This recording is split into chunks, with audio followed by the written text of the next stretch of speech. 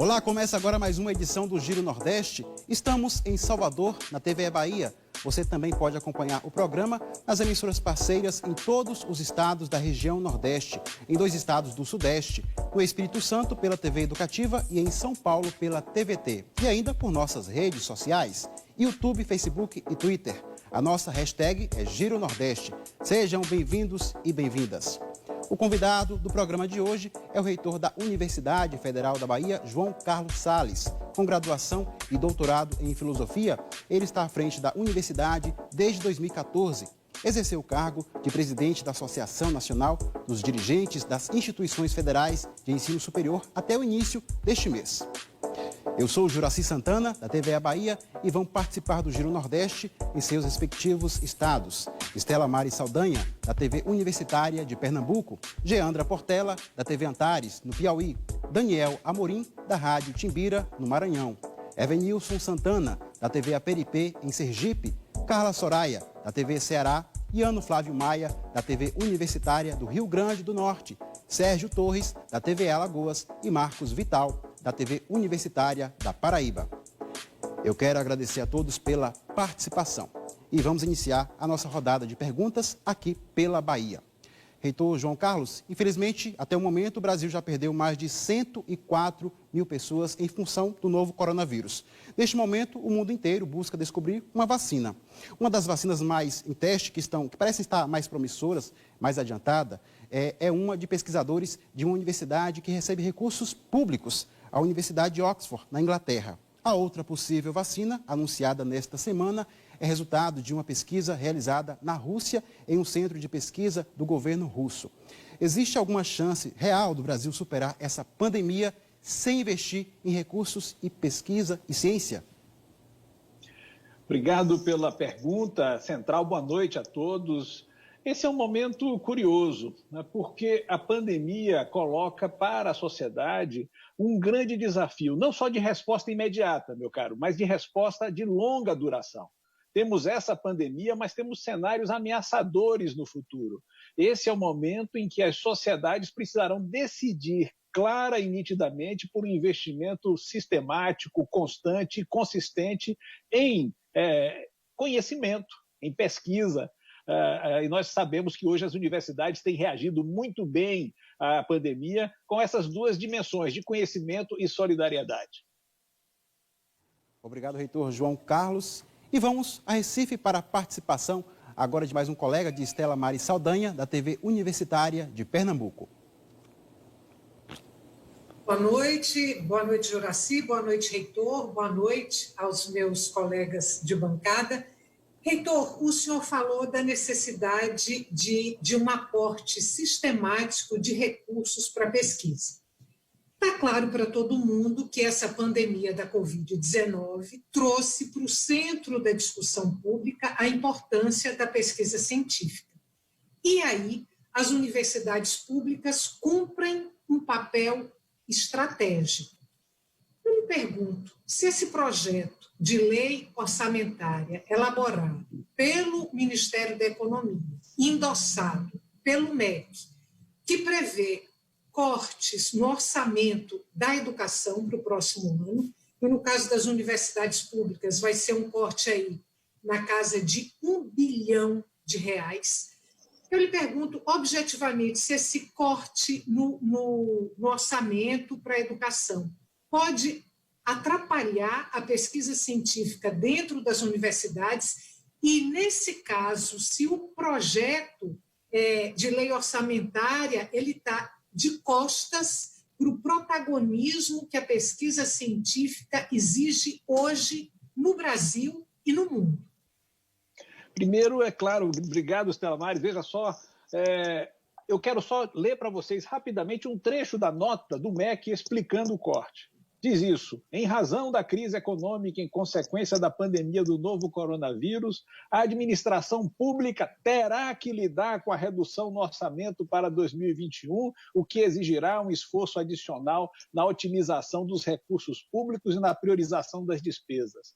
Quais são os absurdos contidos aqui? Primeiro, trata a administração pública como uma coisa só, não compreende o papel especial das universidades. É como se nós fôssemos uma repartição a mais e não o lugar da produção de conhecimento. Um corte de 18% asfixia completamente a universidade. Terá que lidar, não é no futuro. Nós estamos lidando com a defasagem orçamentária esse tempo todo. Imagine como não seria melhor nossa resposta se nós tivéssemos tido, ao longo desses anos, um investimento mais substantivo em educação. Então, o grave nisso tudo é uma ignorância sobre a gravidade do cenário das universidades em defasagem, uma ignorância estratégica sobre o papel que elas podem ter em respostas, não só à pandemia, mas aos grandes dilemas da sociedade, e um tratamento que resvala a um certo autoritarismo e indiferença do Ministério da Educação, que simplesmente aceita a pauta do Ministério da Economia e não briga para reverter isso. Cabe agora a nós reverter junto aos parlamentares, junto às respectivas bancadas de nosso Estado, fazer um trabalho forte e consistente para que essa situação seja revertida e que nós tenhamos a suplementação, ou seja, que seja corrigido esse erro de retirar 1 bilhão do orçamento das universidades federais. E vamos girar, viu, aí que temos muitos assuntos importantes para tratar com o reitor da UFBA, João Carlos Salles. O Giro Nordeste segue para Teresina, capital do Piauí. Quero chamar agora a Geandra Portela, da TV Antares.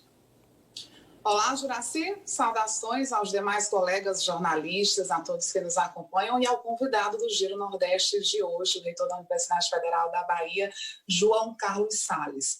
As universidades, como a gente já estava comentando, né, os outros colegas jornalistas, são importantes, são espaços para as produções de conhecimento, a questão também da ciência, a contribuição para a ciência. E, reitor, e mesmo diante das aulas suspensas, quais seriam as ações que estão sendo implementadas que possam destacar a relevância dessas instituições públicas em meio a esta crítica pandemia? Em meio a esse cenário difícil e apesar da nossa defasagem orçamentária, fizemos um levantamento na Andifes e constatamos que mais de 1.000 pesquisas estão em andamento em nossas universidades. Pesquisas diversas, que vão desde sequenciamento do vírus, até mesmo participação em grandes empreitadas internacionais, inclusive para a produção de vacina, pesquisas relativas ao dimensionamento da pandemia. Nós sabemos da subnotificação e como ela impede uma boa política pública nesse momento.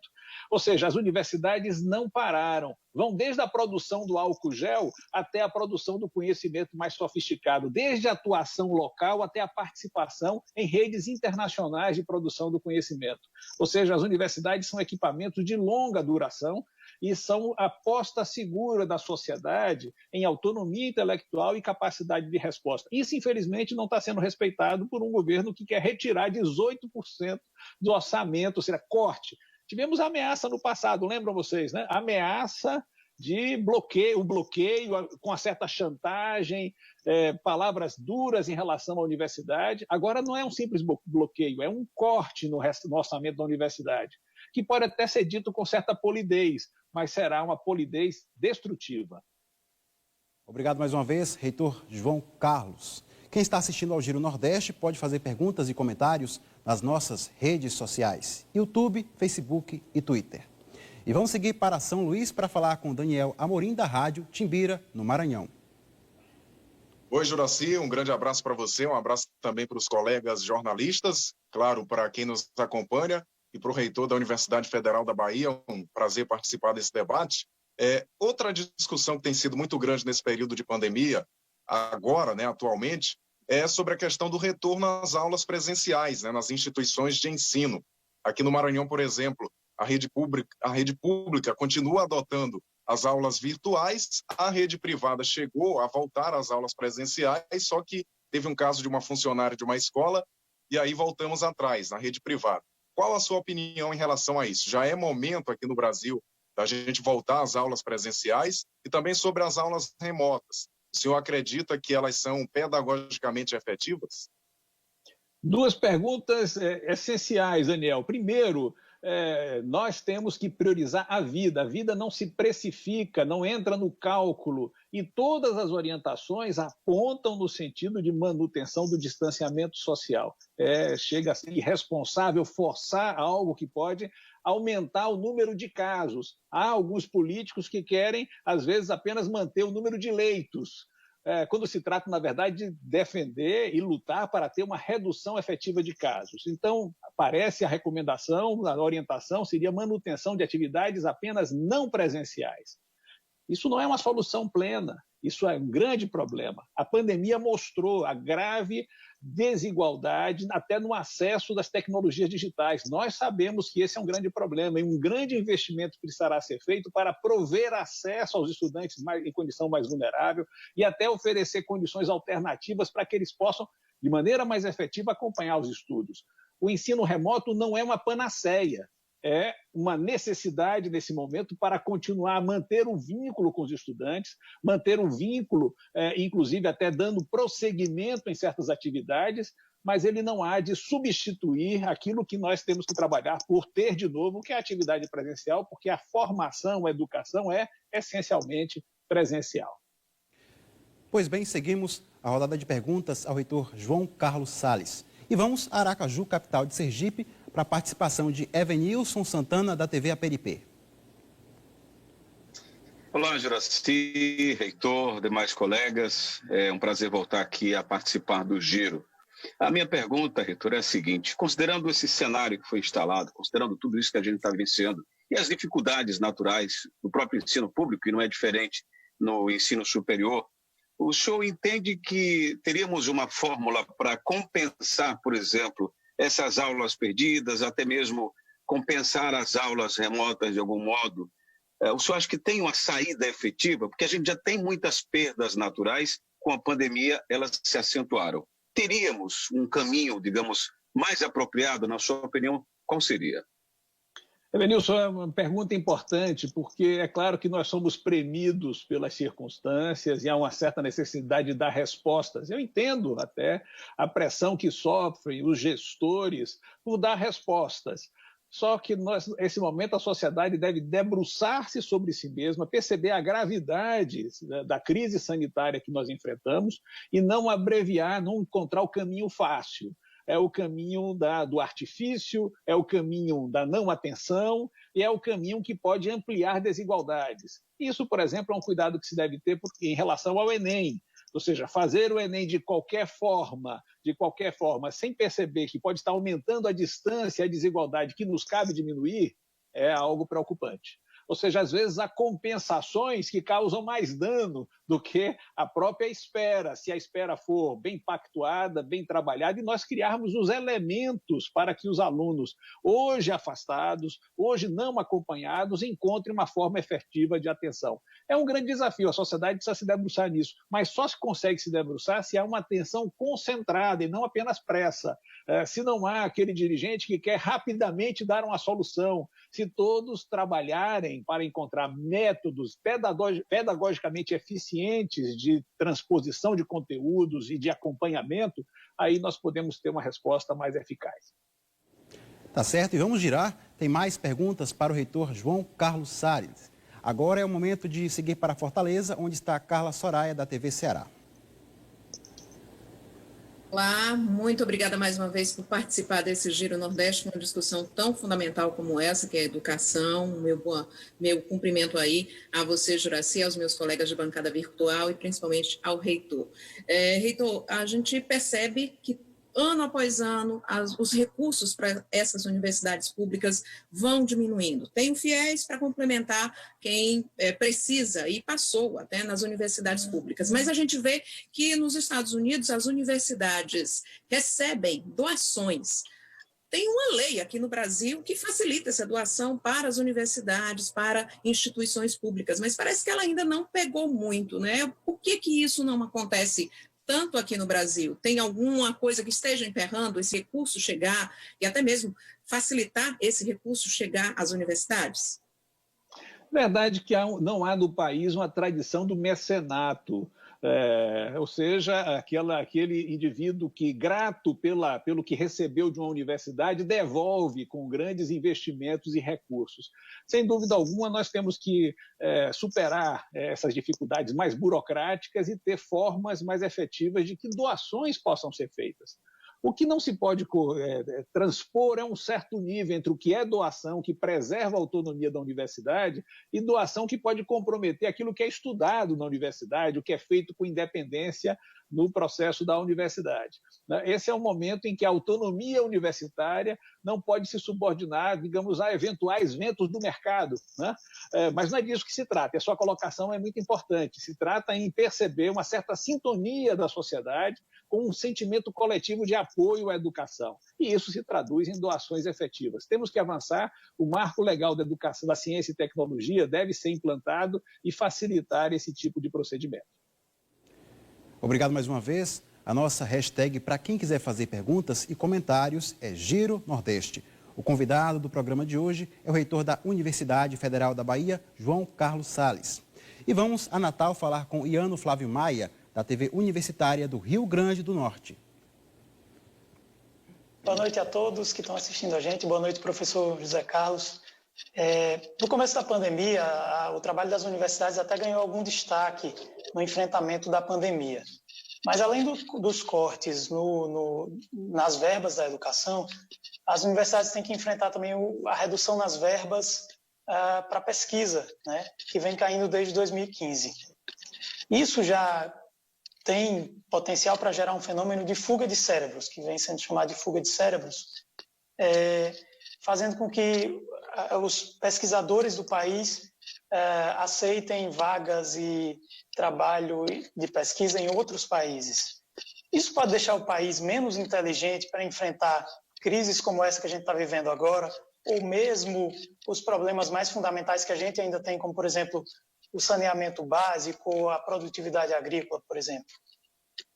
Não, sem dúvida alguma, aí, meu cariano, o país tem inteligência suficiente até para exportar, é claro, né? Nós continuaremos muito inteligentes. O que nós estamos perdendo é um investimento concentrado em pesquisas e em pesquisadores. Isso é muito sério e muito grave. É bom lembrar que a pesquisa é um investimento de longa duração e não apenas de retorno imediato. Aqui eu preciso dizer especialmente para os companheiros do Nordeste, né, que precisamos compreender a pesquisa de uma forma mais generosa. Ela não é uma consultoria que devolve uma resposta para uma questão imediata. Por exemplo, a energia eólica em um lugar, um investimento específico em recursos hídricos ou coisas desse tipo. Isso é consultoria, não é pesquisa. A pesquisa envolve um conjunto de formação e a criação de um ambiente propício, ou seja, com investimentos continuados, recursos sendo continuadamente implementados nas universidades e instituições de pesquisa. Sem isso é que o pesquisador não se sente em condições confortáveis. E deve convir que nós tivemos recentemente um ataque sistemático à universidade, à imagem dos pesquisadores, à imagem do servidor público, que deve desestimular aqueles que pretendem defender sua liberdade de cátedra e sua liberdade de pesquisa. Além também tivemos algo que contamina todo o ambiente universitário, que é quando se prioriza certas áreas, aquelas que dão resposta mais imediata, e se agride, por exemplo, o conjunto de áreas como humanidades, filosofia, sociologia, etc., como se não fizessem parte de uma construção da universidade com um modelo que se torne propício à preservação desses cérebros, dessa inteligência local. Concordo com sua preocupação e é fundamental que nós sejamos capazes de valorizar a instituição que protege o trabalho do cientista, que é a universidade pública. Obrigado, reitor João Carlos. E vamos agora para Maceió, para a participação de Sérgio Torres, da TVE Alagoas. Olá para todos, olá em especial para as pessoas que estão nesse momento e para os nossos colegas de casa também, é claro, todo o Nordeste. Reitor, satisfação enorme falar com o senhor daqui direto de Maceió. A gente sabe, reitor, que muitas pesquisas, ao contrário do que muita gente imagina, estão sendo realizadas em universidades brasileiras na tentativa de achar caminho em direção a se tentar, pelo menos, minorar essa questão do coronavírus. Então, eu lhe pergunto, no seu entender, quais são as possibilidades de uma dessas pesquisas resultar numa vacina brasileira, mesmo que demore, contra o coronavírus? Eu acredito que hoje alguns institutos destacados, como a Fiocruz, né, e outras universidades que estão participando de arranjos internacionais, como a Unifesp, certamente estão se aproximando de testagens em uma fase 3. É bom lembrar a importância das fases. Não dá para suprimir uma fase, não dá para transformar a pesquisa em jogo de política, simplesmente. Né? Ou seja, cumprindo todas as fases, todos os estudos necessários, eu tenho a impressão que os brasileiros participarão de um acordo internacional para chegar à vacina. Aí, nesse caso, meu caro Sérgio, o que importa é que haja vacina e que estejamos participando da sua construção e não que ela seja 100% brasileira. Eu acho que ela não será 100% brasileira, porque hoje, inclusive, o conhecimento científico, a rede que se constitui entre os melhores pesquisadores é desde a origem internacional. Pois bem, vamos seguir para mais uma capital do Nordeste, João Pessoa. É o momento da participação de Marcos Vital, da TV Universitária da Paraíba, fazer a pergunta ao reitor João Carlos Salles. Olá a todos que nos assistem e nos ouvem. Gostaria também de agradecer a presença do reitor João Carlos Salles nessa edição do Giro Nordeste e também é muita satisfação poder estar aqui novamente com os nossos colegas de bancada e com você, Juraci. Reitor, recentemente a reitora da Universidade Federal da Paraíba, a professora Margarete Diniz, disse que muito pouco provavelmente nós teremos aqui na Universidade Federal da Paraíba o retorno às aulas presenciais no ano de 2020. Eu queria saber se os membros da Andips têm se reunido com periodicidade nesse período de pandemia e também qual é a orientação que a Andips tem dado, recomendado a todos os dirigentes das instituições públicas de ensino superior com relação à retomada das aulas. Há algum planejamento? O senhor podia nos explicar quais são as orientações? Primeiro, Marcos, uma saudação à reitora Margarete e dizer, veja bem, ela tem razão, né? Tem muitas orientações, muitas universidades já têm decidido, inclusive, que não haverá retorno a atividades presenciais esse ano civil de 2020. Isso é uma decisão muito forte, muito séria, porque nós sabemos que a vida universitária ela é, sobretudo, presencial. A universidade pública, é bom lembrar, a universidade pública não é uma soma de salas de aula que oferece diplomas. Ela consiste num conjunto articulado de ações que envolvem ensino, pesquisa e extensão. Hoje, nós investimos em laboratórios, não só em salas de aulas, em bibliotecas, em teatros, em espaços de convivência. Nós somos uma forma de vida especial que é essencialmente presencial. Então, essa orientação de dizer que não teremos atividades presenciais é de grande responsabilidade, porque estamos nos privando de algo que nos caracteriza essencialmente. O que a Andips está fazendo, e deve ter uma divulgação mais ampla, é respeitando a autonomia, a realidade de cada universidade, porque cada universidade deve ser capaz de encontrar a sua melhor resposta, e estabelecer certos protocolos, certos planos de contingência que pensam em certas fases de retorno, até para algumas atividades presenciais, proximamente. Mas tudo indica que não seria possível, é claro, retornar com atividades presenciais nesse ano de 2020, sim. Obrigado, e vamos iniciar aqui pela Bahia mais uma rodada de perguntas com o reitor João Carlos Salles. Reitor, qual é a situação dos hospitais das universidades federais no Brasil e como eles estão trabalhando durante esse período da pandemia? Hoje, uma excelente pergunta. Primeiro, os hospitais universitários, eles são centros de pesquisa, de ensino e de formação. Logo, eles são unidades de referência não apenas para o combate à Covid, porque eles formam as diversas especialidades médicas. Então, eles são centros de formação das diversas especialidades médicas e são, assim, uma referência de qualidade para o tratamento das diversas doenças. E devem preservar isso nesse cenário. Você sabe que hoje boa parte dos hospitais universitários das universidades federais tem hoje uma gestão da EBSER, da empresa brasileira que cuida dessa gestão dos hospitais. Mas isso se faz em consonância com a ideia de que cada hospital é originalmente da universidade e atende à condição de ser campo de prática da universidade. Nesse sentido, os hospitais também não estão livres da possibilidade de contaminação, de ter que enfrentar casos de Covid, estão fazendo isso da melhor forma possível em situações distintas a depender da situação da pandemia em cada um de nossos estados. Muito obrigado, reitor. E vamos agora continuar nessa segunda rodada de perguntas. Vamos falar com Estela Maris Saldanha, da TV Universitária de Pernambuco. Reitor, eu quero voltar ali para o projeto de lei orçamentária, e aí considerando, para azar nosso, que ele possa passar pelo Congresso Nacional. Se essa redução de verbas para as universidades, se ela se efetiva, essa retirada de dinheiro pode, inclusive, comprometer o combate à pandemia da Covid-19 dentro das instituições. E aí eu estou pensando também que a possibilidade da gente ter uma vacina não vai ser uma bala de prata. Estou pensando na possibilidade da volta em 2021 às aulas presenciais. Se a gente somar os estudantes das universidades públicas e os estudantes dos institutos federais, a gente vai ter aí cerca de 1.200.000 alunos circulando nesses espaços. Esse corte de verbas pode comprometer a prevenção contra o novo coronavírus dentro das instituições? Vamos ser mais radicais, Estela Maris. A situação é mais grave.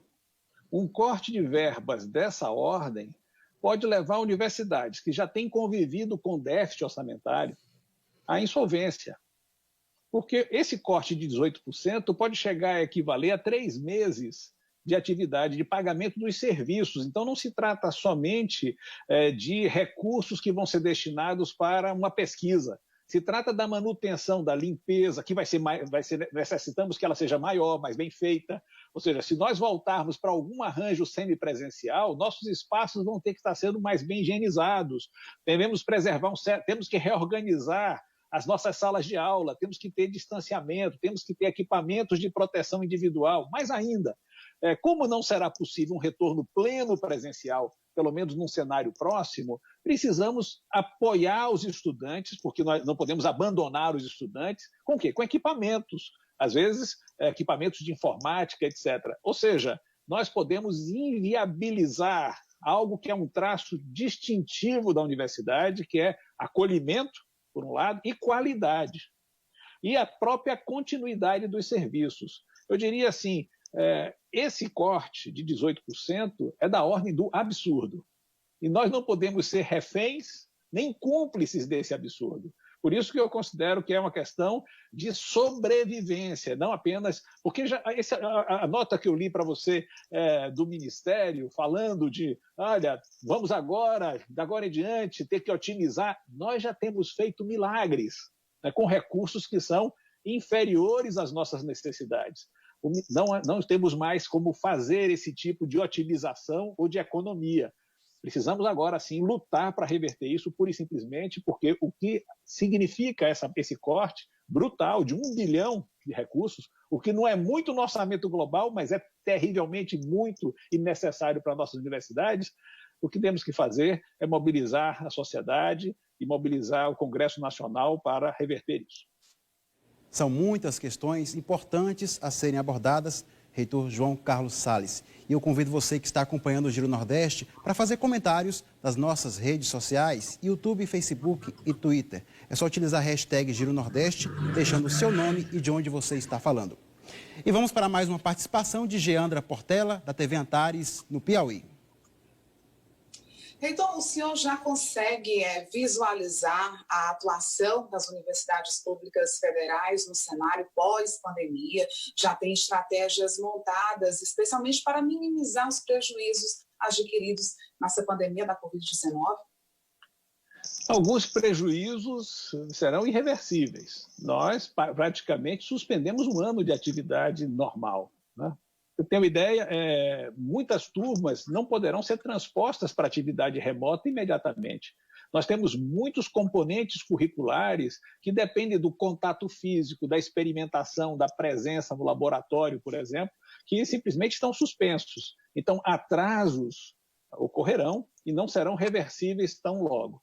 O que é importante nesse momento é simplesmente não querer abreviar nem suprimir etapas de formação. Nós não podemos oferecer à sociedade um profissional mal formado, não podemos formar apressadamente. E é bom lembrar uma distinção: as universidades públicas são critério. Um dos erros desse governo atual é querer quebrar a fronteira entre o público e o privado. Assim como quebra a distinção entre o que é a universidade e outras repartições públicas, também se tenta quebrar a diluição entre o que é a fronteira, essa fronteira precisa da universidade, que é critério de qualidade da formação, em relação ao ensino privado que se multiplica e que tem um número maior de vagas a ser ofertadas. Nós somos responsáveis por um padrão de qualidade. O maior desafio estratégico nosso, Geandra, é como garantir na retomada a recomposição dessa qualidade, a recomposição de um ensino que esteja ligado a uma pesquisa, que esteja ligado à extensão. Esse é um grande desafio. Obrigado. Eu quero chamar agora Daniel Amorim, da Rádio Timbira, no Maranhão, que vai fazer a segunda pergunta ao reitor João Carlos Salles. Obrigado, Juracy, pela oportunidade mais uma vez. Reitor, em entrevista no mês de junho, o senhor disse o seguinte: quando dou palestras em países do nosso continente, vejo que estou diante de alunos de graduação que aqui no Brasil teriam nível de pós-graduação. Na sua opinião, quais são os maiores desafios e qual seria o caminho para a gente aqui no país elevar, melhorar o nível dos estudantes do ensino superior? Veja, Daniel, eu mencionei isso porque eu fui presidente da Sociedade Interamericana de Filosofia. Então, como presidente da Sociedade Interamericana de Filosofia, eu fui chamado algumas vezes para ministrar cursos em países do nosso continente, né? E eu percebi algo curioso: os cursos, às vezes, para alunos de graduação, alunos com uma formação cultural muito sólida, muito consistente. O que significa isso? Significa que há um vínculo mais interno, mais consistente entre a educação básica, fundamental, e a educação superior. Hoje, se criou a falsa dicotomia entre investir no ensino superior e investir na educação básica. Essa dicotomia é falsa, artificial, e reforça uma separação entre o que é uma formação mais sofisticada e aquela formação mais primitiva, entre aspas, no sentido de primeira ou até sem vínculo com a formação superior. E aí é importante lembrar que essa ligação é necessária. Vocês devem lembrar, Daniel, que um ministro já passado, ele queria substituir vagas de graduação por vagas de creche. E ele dizia que para cada vaga da graduação ele teria facilmente teria vagas de creche enorme em quantidade para oferecer. Esse ministro estava pensando que a creche era um depósito de crianças.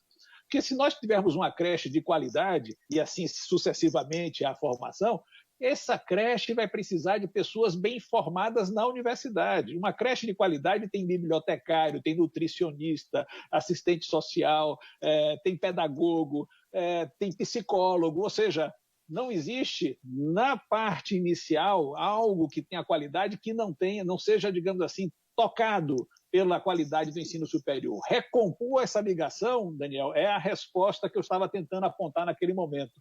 Se nós tivermos uma ligação mais forte entre todos os níveis de ensino, isso implica investimento no docente, investimento no professor, investimento na formação daquele que sustenta os processos de aprendizado. Se nós não fizermos uma opção por esse investimento, se criarmos dicotomias, se criarmos relações artificiais, nós não teremos um estudante que já venha bem preparado para a universidade e que, com isso, na universidade, desenvolva ainda mais o seu saber. Obrigado mais uma vez, reitor João Carlos. Vamos falar agora com Evenilson Santana, da TV APRP em Sergipe. Segunda participação dele aqui no Giro Nordeste. Mais uma vez, cumprimentando a todos. Reitor, ainda analisando esse cenário da pandemia e diante de algumas afirmações que o senhor fez até agora há pouco, o senhor entende que esse modelo remoto, né, de comunicação da universidade, do ensino público, do modo geral, com esses alunos, ele não traz, digamos, a sua efetividade E em função disso eu lhe pergunto, o senhor entende que o ensino à distância poderia ser implementado, por exemplo, nas universidades, a exemplo, né, da sua universidade, ou o senhor descarta totalmente essa possibilidade com base em algumas afirmações que até o senhor fez agora há pouco?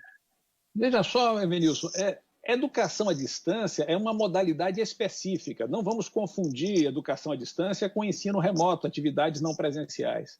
Quando nós temos educação à distância, nós temos um curso inteiro aprovado nessa modalidade. A Universidade Federal da Bahia tem orgulho da qualidade dos seus cursos de educação à distância. E a educação à distância é efetiva e é bem feita onde há uma natureza presencial, onde nós temos uma atividade forte de ensino, pesquisa e extensão. O erro seria você criar uma expansão indiscriminada de vagas em educação à distância sem fortalecer a universidade concreta, essa que tem laboratórios, que tem espaços de convívio, essa em que se relacionam ensino, pesquisa e extensão. Essa é a crítica. Veja, a utilização de tecnologias digitais, de fato, é algo que a pandemia solicitou, e nós certamente estaremos usando cada vez mais, mas usaremos bem se tivermos uma estrutura, um solo fecundo de debate, de pesquisa, de reflexão. Usaremos mal, sem regulação, apenas para oferecer diplomas, se essa dimensão não presencial se separar da universidade concreta. O maior erro seria ter prodigalidade de vagas em educação à distância e austeridade orçamentária para a universidade concreta. Deixar de investir em laboratórios, em equipamentos caros, passar a investir somente em meios de transmissão de conteúdo, é um erro se nós não temos a capacidade de produção independente de conteúdo relacionado a uma pesquisa que caracteriza a universidade de excelência.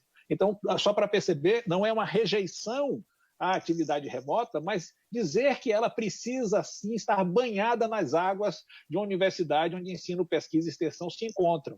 E ter o cuidado de separar o que é educação à distância, que podemos fazer muito bem, mas é uma modalidade específica, das necessidades, das necessárias atividades não presenciais que faremos nesse momento. Não devemos ter nem idolatria com as tecnologias, nem ojeriza às tecnologias. Nós não podemos demonizar as tecnologias nem idolatrá-las. Nós temos que encontrar o justo meio, e quem dá esse justo meio, essa pedra de toque de qualidade, é uma universidade que seja forte, que seja autônoma, que tenha pesquisa de qualidade. E a gente vai girar porque tem mais perguntas para o reitor João Carlos Salles. É a vez de Carla Soraya, da TV Ceará, fazer a pergunta novamente. Reitor, eu creio exatamente nisso que o senhor acabou de falar aí, mas o senhor sabe que a partir de agora muitas universidades, principalmente particulares, vão oferecer aí a toque de caixa cursos e mais cursos EAD, né? Porque vão dizer, olha, se aparecer algum outro tipo de problema de pandemia, você já está acostumado com o EAD. Mas a minha questão tem a ver também com o Enem, né? Se falou muito do Enem, adia, não adia, fizeram uma consulta pública, os estudantes disseram que queriam no mês de maio, acabaram colocando no mês de janeiro. Como é que o senhor acha que esses estudantes vão chegar na universidade? Eles vão estar preparados para realmente ingressar na universidade? O senhor acabou de dizer também que os alunos universitários não têm essa base, mas a gente sabe que muitos dos alunos, principalmente de universidades federais, só chegaram até elas porque estudaram em escolas privadas, né? Tiveram acesso à educação, tiveram uma base muito boa. Se esses alunos não chegaram tão bons assim, como é que vão chegar esses alunos do Enem deste ano? E o senhor aconselharia, por exemplo, aos estudantes que estão na universidade já, repetir o semestre para ter uma boa base também na universidade? Veja só, Carla, muitas questões, mas, em primeiro lugar, vamos por etapas. Primeiro, veja só, o que eu quis dizer, né, é que em alguns países há uma ligação mais interna entre a educação básica e a educação superior. Inclusive porque a educação superior participa mais na formação dos docentes que estão trabalhando na educação básica. Digamos, os professores sendo valorizados, estarão estimulados a atender, estarão bem empregados até em atividades em educação básica. O que nós temos muito hoje, você sabe bem, é professores que se viram na circunstância de trabalhar em diversos lugares sem poder dar a atenção devida, porque a remuneração nos níveis de educação básica ela é muito incipiente, é muito insuficiente, né, para uma vida digna, própria de um professor, com a dignidade que o professor deve ter. Então, em primeiro lugar, é isso. Então, esse vínculo é fundamental. Agora, nós temos a seguinte circunstância: os alunos farão o Enem e a diferença social, a diferença de condições materiais para estar estudando no período da pandemia pode levar a uma grande desigualdade e afastar pessoas talentosas que não tiveram a chance de se preparar para o Enem. Esse é o maior problema de um Enem precipitado. Tá? Então, nós temos que lembrar que, quando pensamos em data, não se trata apenas de um prazo, e nós sabemos que esse prazo, em janeiro, visa atender muito o interesse das universidades privadas, que têm uma pressa maior, justificada pela manutenção das suas empresas, de ter matrículas já no início do ano. Essa é uma explicação clara para esse Enem previsto para janeiro. Agora, temos aí um problema de fundo, que uma desigualdade no país, que o Enem visa corrigir, né, procura diminuir, pode se agravar. Nesse momento, ter base ou não ter base, eu acho que essa é uma decisão não apenas individual. Eu acho que a própria instituição deve criar mecanismos para que o estudante saiba que ele será protegido nos processos, nas modalidades de ensino que ele estará cursando no ambiente da universidade. Digamos que a universidade ela não se comporta como um ensino médio. Ela não tem um conjunto de conteúdos que precisam ser ministrados pura e simplesmente para que o aluno se sinta à vontade e preparado. Há uma flexibilidade curricular que permite que o aluno possa recompor esses conteúdos de outra maneira. E é essa atenção que as universidades precisam ter. Os estudantes precisam ser acolhidos e amparados. Não podem ser largados apenas, sobretudo em atividades remotas, com as quais nós não temos o trato ainda, nem a habilidade bem adquirida, e imaginar que com isso teremos o melhor resultado. Podemos ter, na verdade, uma maior competição entre os estudantes e um resultado menor de qualidade. Muito obrigado, reitor João Carlos. Quero chamar mais uma vez Iano Flávio Maia, da TV Universitária do Rio Grande do Norte.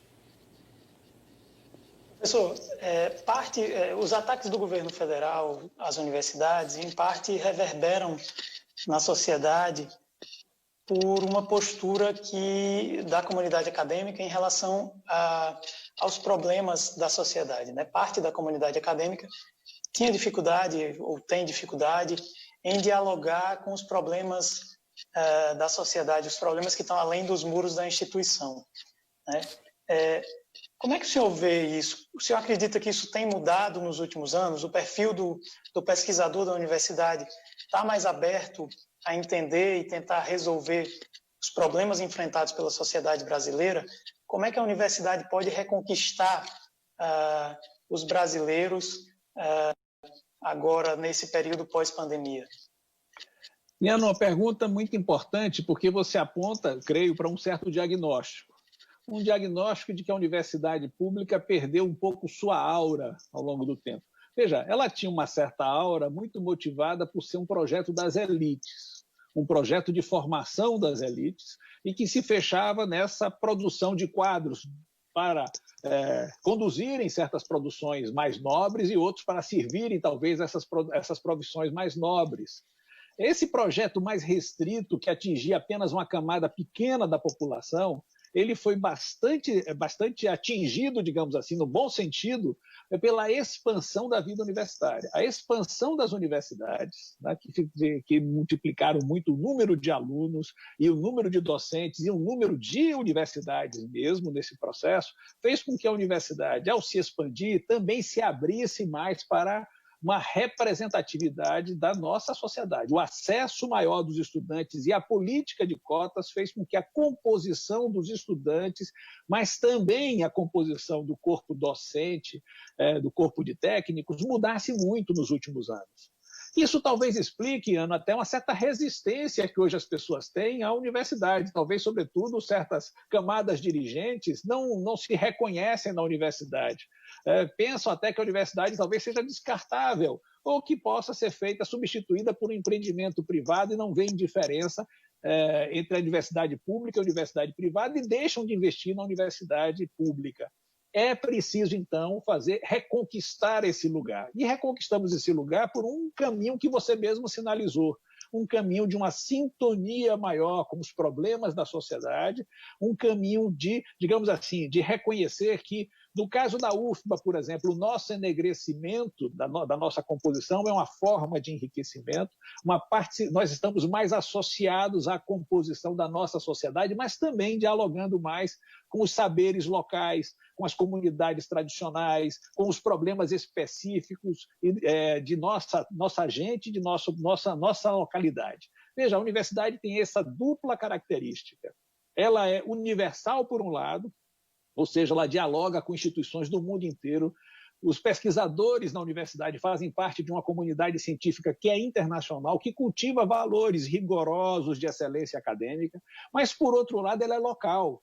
Ela não é uma instituição abstrata no Vale do Silício. Ela tem uma cor em cada estado em que ela se instala. Então, ela deve se enriquecer por estar banhada por esses problemas e por essa composição local. Universal e local é o segredo, digamos assim, da capacidade da universidade de reconquistar seu lugar e recuperar sua alma. Obrigado, reitor João Carlos. E vamos para mais uma pergunta de Sérgio Torres, da TVE Alagoas. Reitor, costuma-se falar nos bastidores que talvez o posicionamento mais à esquerda das universidades públicas brasileiras esteja, de uma certa forma, dificultando o relacionamento com o governo federal, que, como a gente sabe, tem uma posição mais à direita, né? E que talvez isso esteja se espelhando, se refletindo agora, nesse período da pandemia. Como é que o senhor vê essa questão?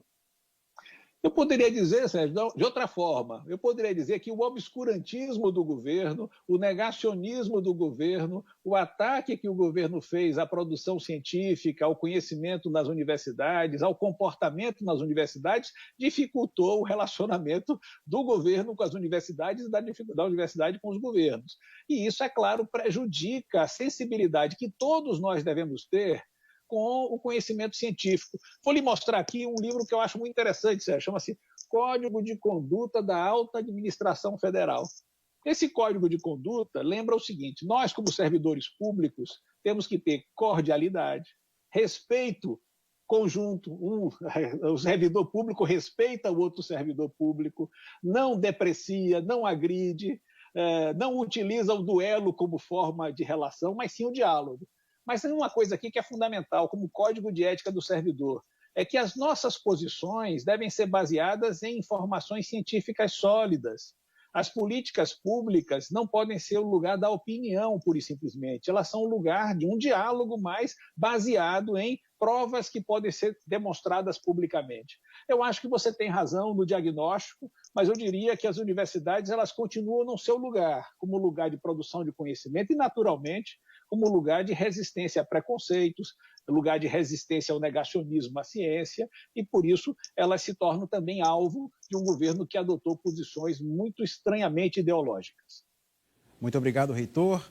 E quero chamar novamente Marcos Vital, da TV Universitária da Paraíba, para fazer mais uma pergunta ao reitor da UFBA, João Carlos Salles. Professor, embora ao longo do programa o senhor tenha argumentado que uma universidade não é uma simples repartição pública e que o corte no orçamento da educação trará sérios prejuízos para o ensino superior, há cerca de 10 dias, no máximo, o governo federal anunciou que houve uma economia substancial, na ordem de mais de 500 milhões de reais, com a pandemia, justamente porque não se gasta mais com passagens aéreas, nem com diárias, e também há muita economia com energia e também abastecimento d'água nas repartições públicas. O senhor tem uma ideia de quanto a Universidade Federal da Bahia economizou nesse período de pandemia com esse teletrabalho ou trabalho remoto? Na verdade, meu caro Marcos, essa é uma afirmação um pouco, me perdoe, artificial em relação aos gastos. Sabe por quê? Por uma razão simples. Primeiro, porque nós preservamos nossos contratos. Nós fizemos um esforço de manutenção dos nossos servidores terceirizados e serviços. Então, essa é a primeira questão. Sabe, uma coisa interessante, nós suspendemos o restaurante universitário, mas nós tivemos que ampliar, por isso, o auxílio alimentação para nossos estudantes que estão em extrema vulnerabilidade. Não sei se você tem ideia, por exemplo, no caso da Universidade Federal da Bahia, nós temos cerca de 29 mil estudantes na faixa de vulnerabilidade, ou seja, eles recebem uma renda familiar per capita de menos de um salário mínimo e meio. Mas mais ainda, nós temos 12 mil alunos que têm uma renda per capita menor que meio salário mínimo. Esses alunos não podiam ser abandonados na pandemia e nós fizemos um esforço enorme para a manutenção dos auxílios. Ou seja, a economia não é tamanho. Fizemos economia de passagem, sem dúvida, mas nós precisamos desse recurso para investimento e manutenção de equipamentos. E você sabe bem que equipamentos parados, laboratórios parados, exigem uma manutenção sofisticada. Ou seja, essa ideia de que o remoto pode trazer economia é uma aposta equivocada no que pode ser a manutenção da universidade. E, enfim, só para lembrar uma coisa curiosa, nós estamos sendo atacados também hoje na manutenção do nosso banco de equivalentes. O banco de equivalentes é assim, um compromisso, é um pacto que a sociedade fez com as universidades, que diz o seguinte: a Universidade Federal da Paraíba, por exemplo, vai ter tantos cursos, vai formar tantos alunos e, para isso, precisa de tantos profissionais. O banco de equivalentes faz com que um profissional, se ele se aposenta, se ele falece, ele vai ser substituído por outro profissional, não um número qualquer, não um professor genérico. Ele vai ser substituído por um profissional qualificado. Nós sabemos que nós não podemos substituir, por exemplo, um neurocirurgião por um filósofo. E aí vou contar para você, Marcos, também não podemos substituir um filósofo por um neurocirurgião. Isso pode causar danos irreversíveis à formação das pessoas.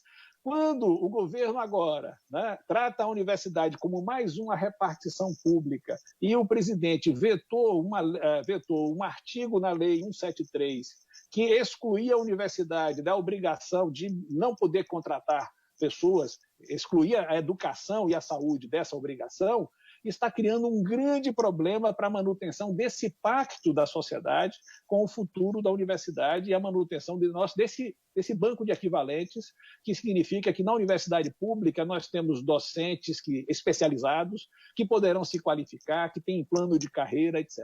Então, eu diria o seguinte: houve economia em alguns itens, mas houve gasto maior em outros itens. E pior, precisaremos de um grande investimento em 2021. 2021 será o ano do desafio, porque nós precisaremos conjugar ações ainda não presenciais com ações de retomada do nosso espaço presencial, que vai exigir muito recurso para reordenar espaço e assim por diante. Se a economia foi feita esse ano, ela não é transposta para o ano que vem. Você sabe disso, a lei orçamentária você gasta esse ano, não se transpõe para o ano que vem. E ano que vem precisaremos de mais recursos, e são esses recursos do ano que vem que estão sendo cortados. Obrigado, reitor João Carlos. É hora da pergunta do público do Giro Nordeste. Jefferson e outros estudantes participaram pelo YouTube. Qual o plano para a inclusão digital para aqueles sem acesso à internet ou equipamento? E sobre o valor do auxílio alimentação para os assistidos, alguma informação? Veja, nós temos mantido um auxílio alimentação que não é o ideal, mas na medida, eu acho que cada universidade está fazendo isso na medida dos recursos do PNAES que ela tem. Ou seja, nós temos recursos que não podem ser expandidos. Gostaríamos, Juraci, de poder expandir os recursos do auxílio alimentação, mas para manter o número de alunos assistidos com esse auxílio, ele não pode ser elevado, porque não temos simplesmente orçamento para isso. E o que é que nós estamos trabalhando nesse momento? Com duas ideias básicas para garantir uma inclusão dos alunos. A primeira é o acesso, que está sendo, inclusive, aí deve ser louvada a Secretaria da Educação Superior, porque avançou num edital, junto com a RNP, para licitar grandes operadoras que, com isso, prover acesso aos estudantes. Nós contamos com isso. No caso da UFBA, 12 mil alunos a serem assistidos com acesso à internet, nesse caso. E nós estamos verificando outras formas para disponibilizar equipamentos. E, em tese, se em certo momento, havendo orientação sanitária para isso, nós pudermos retornar a nossos campos, não poderemos retornar para fazer aulas simplesmente. Para falar da UFBA, me permito dizer esse exemplo, esse número, nosso semestre 2020.1 comporta 8.230 turmas com alunos matriculados. Vou repetir, 8.230 turmas com alunos matriculados. Eles não podem retornar para os nossos espaços físicos, porque não teríamos condição de manter o distanciamento social nesses espaços, etc. Mas, entretanto, não havendo atividades presenciais, com distanciamento social, havendo flexibilização, é possível que alguns equipamentos nossos sejam disponibilizados para que os alunos possam ir à universidade para acessar computadores com distanciamento, acessar a internet e outros recursos que a universidade pode oferecer. É um grande desafio, meu caro, mas venceremos. Obrigado. Temos mais perguntas aqui da Bahia ao reitor João Carlos Salles. Dá tempo, está quase no final do Giro Nordeste, mas ainda dá tempo de uma pergunta rápida com resposta também. Olha só, de janeiro do ano passado até agora são 19 meses. Neste período, o Brasil teve 4 ministros da educação, sendo que um deles nem chegou a assumir efetivamente. Qual sua avaliação sobre a gestão dos 2 últimos ministros da educação aqui no Brasil?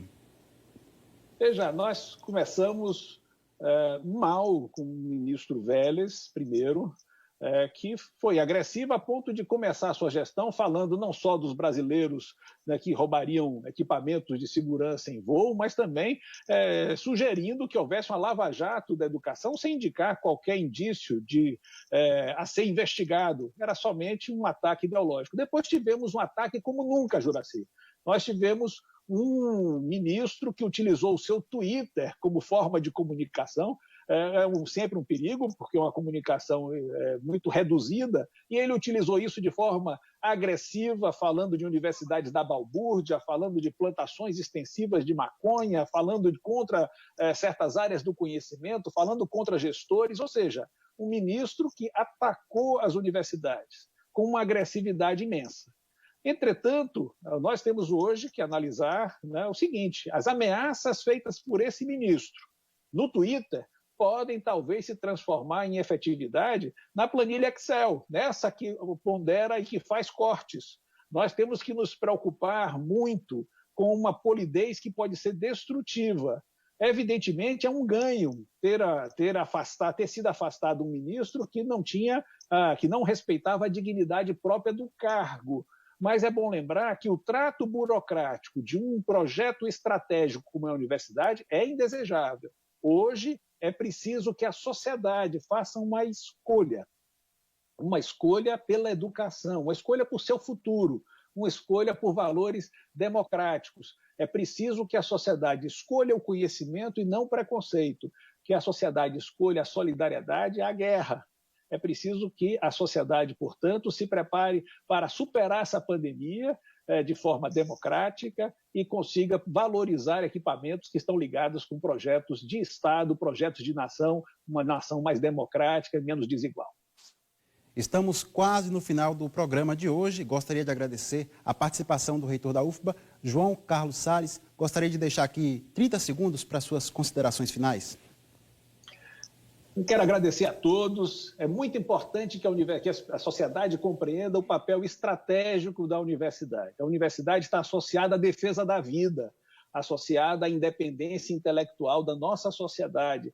Associa-se, portanto, a valores estratégicos de uma sociedade que não quer ser subordinada, não quer ser subdesenvolvida e não quer ser excludente. É preciso, com a universidade, valorizando a universidade, valorizar nosso povo e o talento de nossa gente. E eu confio que a universidade pública, com seus valores, há de prevalecer. Muito obrigado a todos pela oportunidade.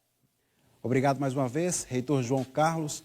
O Giro Nordeste está terminando e eu gostaria de agradecer também aos entrevistadores que participaram do Giro Nordeste. Estela Mari Saldanha, da TV Universitária de Pernambuco, Geandra Portela, da TV Antares, no Piauí, Daniel Amorim, da Rádio Timbira, no Maranhão, Evenilson Santana, da TV Aperipê, em Sergipe, Carla Soraya, da TV Ceará, Iano Flávio Maia, da TV Universitária do Rio Grande do Norte, Sérgio Torres, da TV Alagoas e Marcos Vital, da TV Universitária da Paraíba.